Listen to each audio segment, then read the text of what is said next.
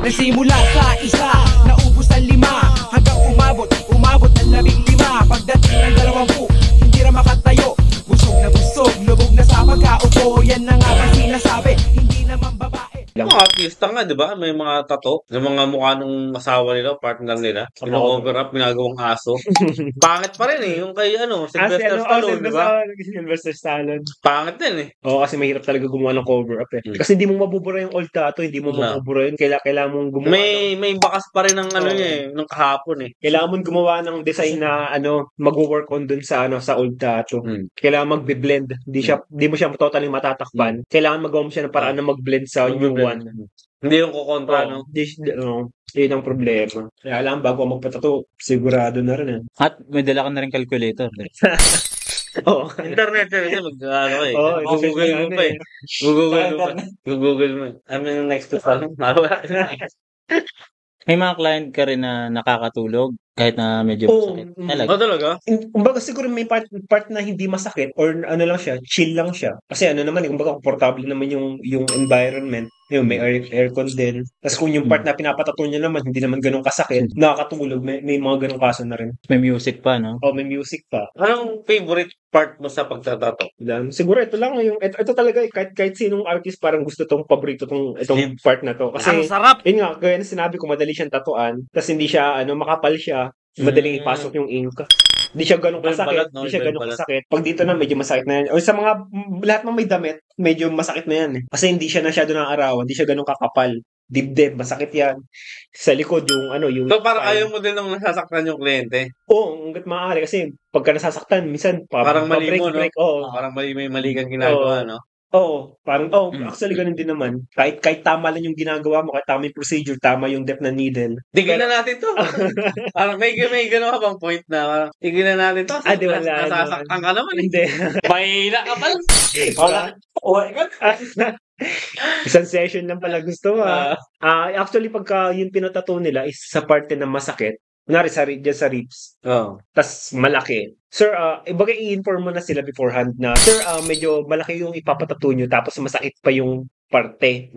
Baka hindi natin makaya na isang session. Okay lang ba sa'yo ng 2 session tas may additional lang konti? Yun lang naman. Baga i-inform mo lang siya na, sir. Ano yung additional na konti? Baga ako na, mag-a-add lang siya ng kumbaga ito yung presyo na binigay ko sa kanya. Tapos mag-a-add lang ng at least 10% kung sa second session. Baka hindi naman madodoble yung presyo. Mag-a-add lang para at least kasi diba? Bawi ka naman. Oo, hindi naman sayang yung araw na inalat para sa kanya. Oo, na inalat ko para sa kanya dahil na-extend kami. Kasi ina-expect namin kaya na isang session. Sige, gawin natin isang session pero hindi ko ipapangako na kaya ng isang session since malaki tsaka masakit yung part. So, ini-inform ka na sila beforehand na yun, baka masakit. Abuti ng 2 session. So, yun lang. Bakit? Doon pa sa design. Saka yung laki ng parte ng katawan yung matatansya mo na. Kasi pag matagal ka na nagtatato, alam mo na kung ilang session na abuti ng isang tattoo. Ilang oras or kung kakayanin niya ba or hindi. So, yun lang naman. Kapag malaking tattoo, kunwari, ngayon ako nagpatato ng malaki. Tapos, yung susunod na session, kailan yan? Week or months, at least months. Months. Pwede rin naman magkakasunod na araw, like as in magkakasunod literal. Pero after 5 or 6 days, pa nag-start na siya magbalat, bawal na siyang patungan. Kailangan mag-heal muna siya. So next month. So may 2 option. It's either 3 or 4 straight days, or pag hindi mo na kaya ng 3 to 4 straight days dahil sa sakit, pwedeng next month na. Next month na. So yun lang naman yun. So wag lang yung nagbabalat kasi. Wag lang nagbabalat kasi di mo siya pwedeng patungan. Doon na nagsisimula yung pag nagbalat na siya, yung sabihin stop ka na. Di mo na siya pwedeng patungan ulit. Kailangan na siya. Kailangan healed na siya, completely healed. May tanong ako personal. Pag yung sleeves na tattoo niyo, magkano ang range ng price niyo yan? Mababa mga 30. Pag 30 discounted. Pero usually sa 40 to 50. Ganun. Kasi pag sinabi sleeve dito hanggang dito shoulder. Shoulder na. Tumawad pa yun. Paano pag pagkalahati, okay lang din naman. May mga ganun din naman, baga half sleeve na nauso nga yun no? Yung sleeve talaga. Yung mga dito sa leeg, no? Umabot na rin leeg. Yung mga patsi-patsi lang, yung mga ganun-ganun. Ayun, okay lang din naman yun, mas mura yun kasi patsi-patsi. Baga pwede kang bumalik anytime, tas dagdag po na yun. Hindi naman natin, hindi mahirap gawin yung design. Pero parang hindi na uso sa lalaki yun, no? Mas bagay sa lalaki yung full sleeve. Yung full sleeve. Sa mga babae, okay yung patsi-patsi, maganda tingnan. sa mga lalaki parang mas bagay yung talagang isang konsepto na eh. Ngayon nga na uso yun eh, yung sa lalaki, parang buo lagi. Either sa legs, sa likod, o sa dito sa mas magandang tignan.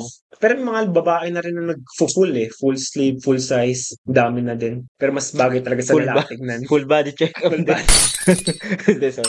Yung sa pricing, paano yung presyohan nyo doon? Sa laki, sa dami ng kulay, saan? Paano yung presyohan? Ito parang napag-uusapan lang, although hindi naman siya batas. Pero kaming mga artist parang, pagka medyo na professional, hindi naman professional, parang medyo medyo established. Yung mga around 3x3 or 3x3 inches, parang mga ganito kalaki. Kailangan na sa yan. Kung black, nasa 1,000 to 1,500.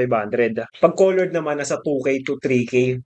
Parang ganun. 2K to 2.5, parang ganun. 2x2 inches. So, walang kaso sa parte ng katawan? O, kahit sa parte ng katawan. Ang pinag-usapan natin yung sukat nung yung sukat nung ipiprint. 3x3 inches. So, pero ano naman yun, depende sa artist. So, wala naman talagang batas. Pero parang sa amin lang, parang yun yung standard namin. Pwedeng mas mababa kung hindi ka naman masyadong kilala or pwedeng mas mataas kung medyo established ka na.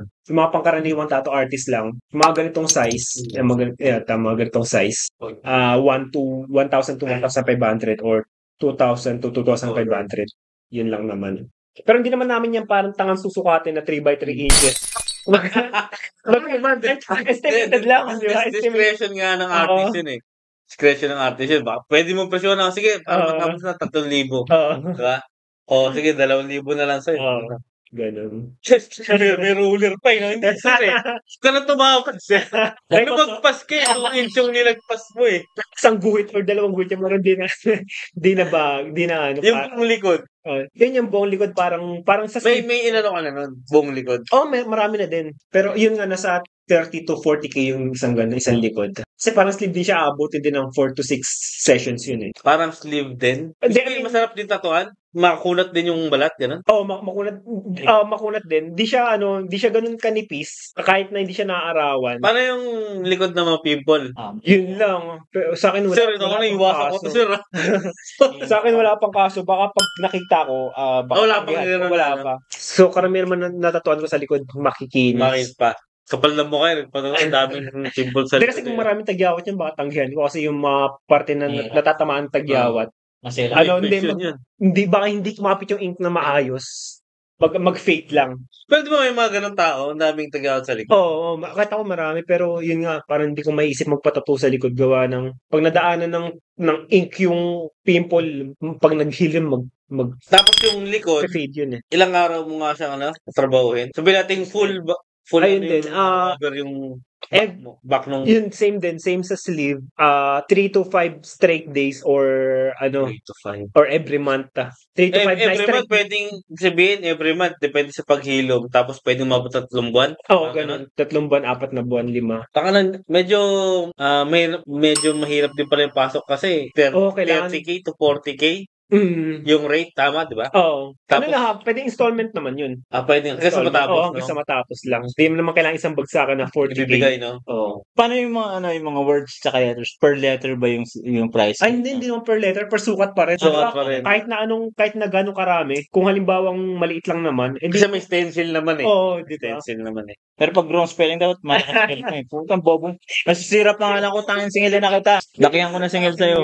Hindi mo pa yung pangalan ko eh. Ang ganda-ganda ng design pagdating dito, wrong spelling. Oh. Correct ko to ha. Mami, correct ko to ha. Gagi.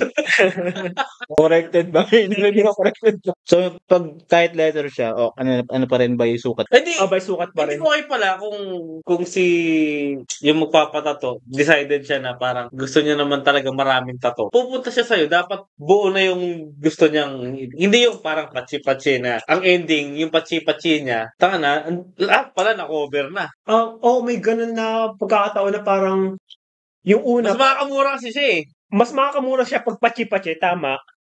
Ang problema, pag gusto niya ipabuo, parang hindi ganun ka-satisfying or kaganda yung magiging kabuuan ng design. Kasi parang hindi na nag-match, no? Hindi nag-match, walang walang team. Walang tema, hindi siya like, walang flow or walang connection sa bawat design. Samurai yun dito, dito, puro Pokemon.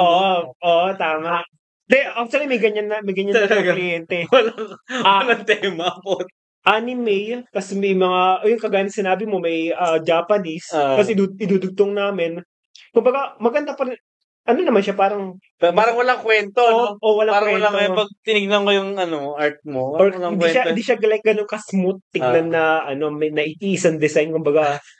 Hindi siya ganun kaganda kasi wala siyang isang tema eh.